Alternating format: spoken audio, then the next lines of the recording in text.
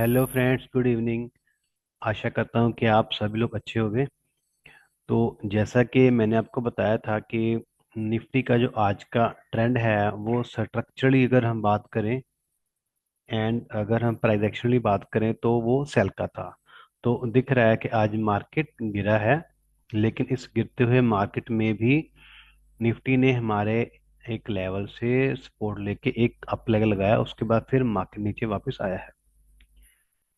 तो चलिए अभी हम लोग बात करते हैं कल के बारे में। कल का डे है 10 दिसंबर का, और ट्यूसडे का डे दिन है। अभी जो टाइम हो रहा है वो हो रहा है 8 PM। आज का टाइम है वो 8 PM है। एंड 9 दिसंबर है, मंडे का डे है। तो हम लोग व्यू देख रहे हैं अपना कल के लिए। कल ट्यूसडे है। तो फ्रेंड्स, अगर हम हमारे लेफ्ट साइड पे है इंडेक्स का चार्ट, निफ्टी का 50 का। अगर हम स्ट्रक्चर देखते हैं डेली टाइम फ्रेम कैंडल का, निफ्टी का, इंडेक्स का, तो हमें क्लियर हो रहा है कहीं ना कहीं जो सेलिंग प्रेशर है वो ज्यादा है। क्लियर हुआ। लेकिन अगर हम फ्यूचर की बात करें, फ्यूचर में भी वही दिख रहा है जो हमें इंडेक्स में दिख रहा है, लेकिन जो वॉल्यूम आना चाहिए था सेलिंग के लिए वो कहीं ना कहीं वॉल्यूम नहीं दिख रहा है हमें, क्योंकि वॉल्यूम कम आया है। प्राइस तो गिरा है लेकिन वॉल्यूम कम है, जिसका हमने आपको फ्राइडे भी बताया था कि अगर मार्केट में अगर वॉल्यूम इंक्रीज नहीं हुआ लेकिन प्राइस कम है, लेकिन बॉडी टू बॉडी जो मार्केट है वो क्या है, वो हाई हाई में खड़ा हुआ है। लेकिन हाई हाई और लो को देखें तो हमें दिख रहा है कि मार्केट इन साइड बार में है इस दिन का। तो अगर हम इन दोनों को स्ट्रक्चरली देखें तो दिख रहा है कि मार्केट लोअर लो हुआ है। तो अगर ओनली प्राइस एक्शन की बात करें तो हमें दिख रहा है कि मार्केट कल में गिरना चाहिए। अगर मार्केट कल में गिरना चाहिए तो सबसे पहले तो मार्केट को कल ट्यूसडे में गैप डाउन खोलना पड़ेगा। अगर गैप डाउन खोलता है तो चांसेस बढ़ जाएंगे कि मार्केट अगेन और गिर जाएगा, क्योंकि जो सेलिंग का प्रेशर आज हमें दिखा विदाउट वॉल्यूम दिखा, वो कहीं ना कहीं इंडिकेट कर रहा है कि मार्केट में कुछ उल्टा पुल्टा होने वाला है। क्योंकि अगर मार्केट गिरता है तो कहाँ तक वापस आ सकता है, तो ये सपोर्ट लेवल है इंडेक्स का, जहां तक मार्केट वापस आ सकता है इस जगह तक। यहाँ से रिटर्न वापस फिर मार्केट चला जाएगा। लेकिन ये जो लेवल है फ्यूचर का, वो अभी पास ही आ चुका है। फ्यूचर में ये लेवल ऑलरेडी निफ्टी ने अचीव कर लिया है और इसके आसपास ही है।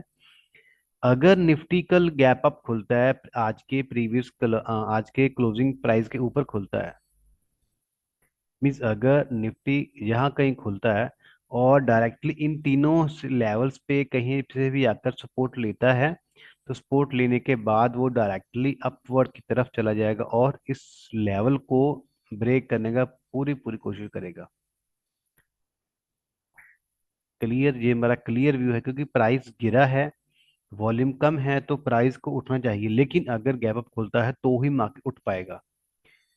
लेकिन अगर मार्केट गैप डाउन खुल जाता है, जहां खुलता है, तो यही level as a strong resistance levels काम करने वाले हैं कल निफ्टी के लिए अगेन। तो जो निफ्टी को यहां तक लेके आएंगे। क्लियर हुआ।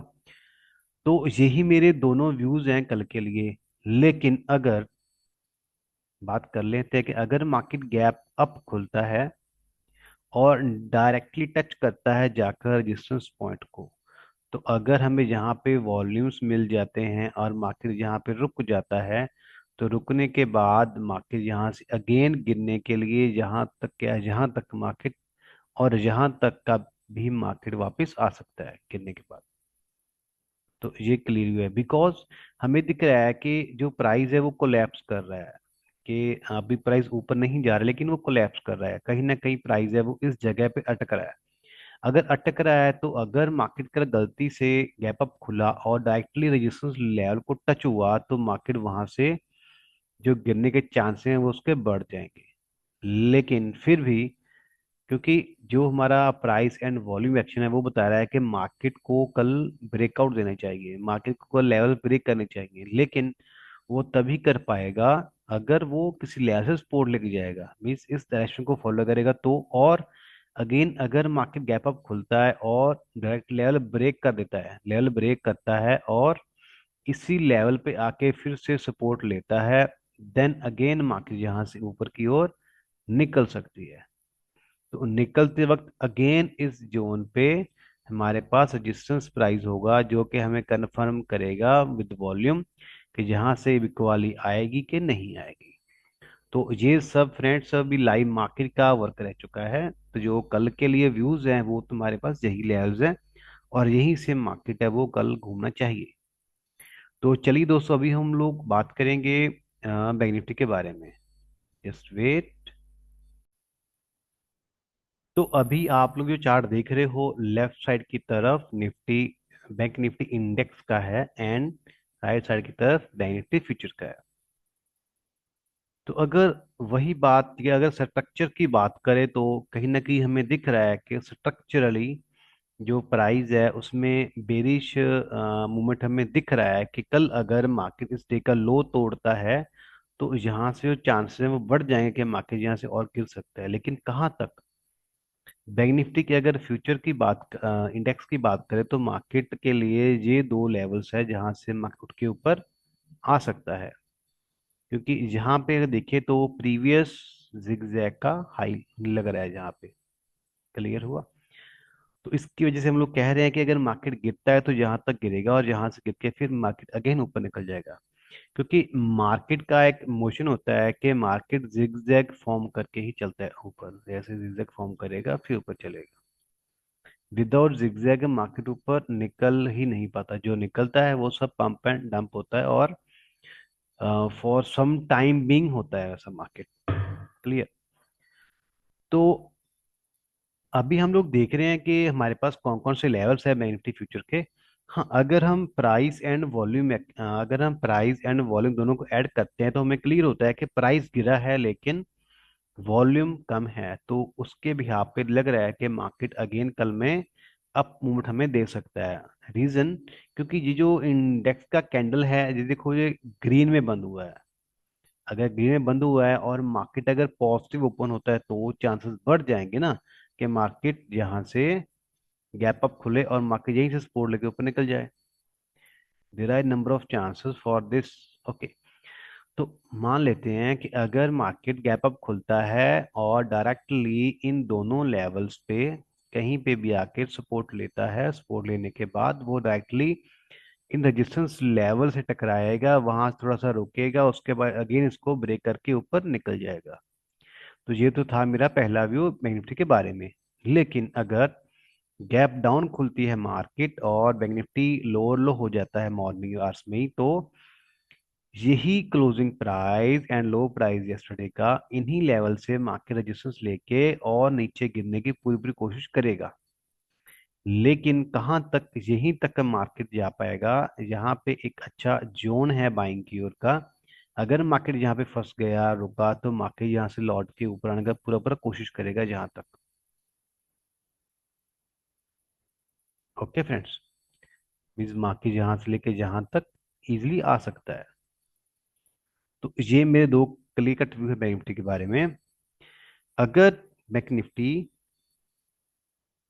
गैप अप खुलता है और डायरेक्टली रेजिस्टेंस लेवल से टकराता है तो भी जहां से इसके जो गिरने के चांसेस हैं वो बढ़ जाएंगे, क्योंकि मार्केट में जो प्राइस है वो कोलैप्स हो रहा है। और मार्केट अगर वहां से गिरता है तो चांसेस हैं कि मार्केट डायरेक्टली यहाँ तक आ गिरेगा और यहाँ से भी नीचे और जा सकता है। अगेन वन मोर पॉइंट, अगर मार्केट कैप अप खुलता है और इन लेवल्स को with volume, great volume breach करता है तो इन्हीं लेवल्स पे आके सपोर्ट लेने के बाद मार्केट यहाँ से ऊपर निकल जाएगा। तो ठीक है फ्रेंड्स, ये तो थे मेरे व्यू कल के बारे में, निफ्टी के बारे में। तो अभी हम लोग स्टॉक की बात करते हैं जो कि हमने आज बाय के लिए दिया था, लेकिन हमारा उसमें जो प्राइस है वो हमें नहीं मिला और मार्केट ऊपर की ओर ही निकल गया।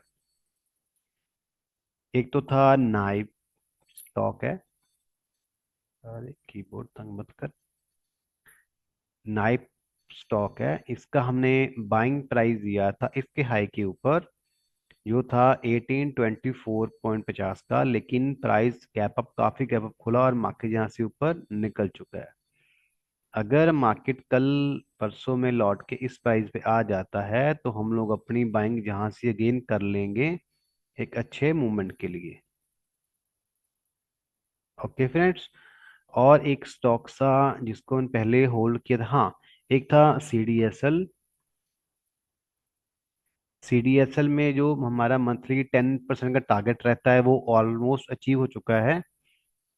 तो यहाँ से हमारा बाइंग था और यहाँ तक आके हमारा टारगेट था वो अचीव ऑलमोस्ट हो चुका है। तो टोटल बात करें तो आज मार्केट ने टोटल 11.29% का मूवमेंट दिया है सिर्फ और सिर्फ 3 डेज में। इसके बाद एक और स्टॉक है जो अभी हमारी आज ही होल्डिंग में आया है, वो है इप्का लैब। तो इप्का लेबोरेटरीज का प्राइस है फ्रेंड्स, इसको हमने इस प्राइस के इसके हाई से बाय किया है। हमने इसको यहाँ से बाय किया है। उम्मीद थी कि प्राइस आज डाउन आएगा और हमारा ऑर्डर उठाएगा। वैसा ही हुआ, मार्केट में प्राइस नीचे है और हमारा ऑर्डर उठा के मार्केट ऊपर की ओर निकलता जा रहा है।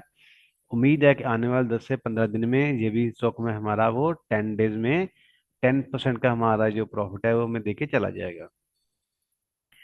और एक स्टॉक और है जो हमने उठा रखा है अभी करंट सिनारियो में। उसका नेम, जस्ट वेट, तो स्टॉक्स काफी होते हैं। भाटिया, या ये भाटिया कम्युनिकेशन रिटेल स्टॉक है। तो इसको भी हमने बाय किया था इस जिगजैग के हाई से, हमने इसको यहाँ से बाइंग आउट किया था। तो बाइंग के बाद अगेन मार्केट नीचे गिरा है, वहां से मार्केट के फिर वापस गया। अभी देखते हैं कि कल में, क्योंकि अभी देखो यहाँ पे हमें दिख रहा है कि यहाँ पे एक बेरिश इनगल्फिंग कैंडल बना है जो कि विद वॉल्यूम बना है। लेट्स सी, लेकिन इसने इस जगह पे सपोर्ट भी लिया है। इस दिन इसने सपोर्ट लिया, प्राइस ऊपर गया, सेकंड डे गिरा, मार्केट यहाँ से सपोर्ट लिया है। अगर मार्केट कल इस प्राइस के ऊपर खुलता है, मींस अगर मार्केट गैप अप खुलता है और गलती से गिर गया, तो चांसेस बढ़ जाएंगे कि ये स्टॉक को उठा के ऊपर की ओर ले जाएगा। जी, हमारे कुछ क्लियर पॉइंट्स हैं भाटिया के बारे में। तो उम्मीद करते हैं कि आने वाले इसी वीक के अंदर अंदर हमारा जो प्रॉफिट है इस भाटिया में बुकअप हो जाएगा। लेकिन अगर ये गिरता है तो कहाँ तक गिर सकता है? मैक्स टू मैक्स ये इस जोन तक वापस आ सकता है और इसी जोन से हम इसको अगेन अपनी एवरेज आउट के लिए इसको बाइंग कर लेंगे।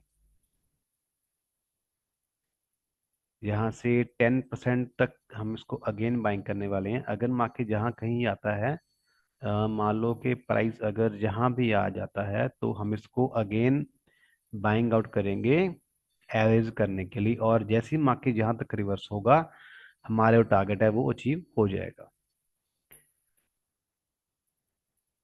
तो ठीक है फ्रेंड्स, हम लोग मिलते हैं बाद में। हाँ, एक स्टॉक रह गया, नितिन स्पिन, या। तो दोस्तों ये स्टॉक है, इसको हमने अगस्त में बाय किया था। एक्चुअली बाय नहीं किया था, ये गलती से हमारे वॉच लिस्ट में आ गया, इसको मैंने बाय कर लिया। तो इस दिन ये हमारे स्टॉक्स में आ गया था, बाइंग हो गया था। तो इस दिन बाइंग होने के बाद, नहीं इस दिन, सॉरी, हाँ, 28 अगस्त को जब बाय हुआ था। फिर जैसे ये स्टॉक 12% गिरा, हमने इसका एवरेज आउट किया और अगर आज देखें तो ये इसने इस प्राइस को हाइट कर लिया है। तो ऑलमोस्ट ये 11.16 60 पॉइंट का परसेंटेज हमें रिटर्न हमें दिखा रहा है। लेकिन हमें उम्मीद है कि अभी प्राइस यहाँ से और ऊपर निकल जाएगा और ऑलमोस्ट 20 से 25% का प्रॉफिट है, हम इस स्टॉक में भी अपना बुक करने जा रहे हैं। तो ठीक है फ्रेंड्स, बाय, मिलते हैं next day tomorrow evening. Okay friends, bye.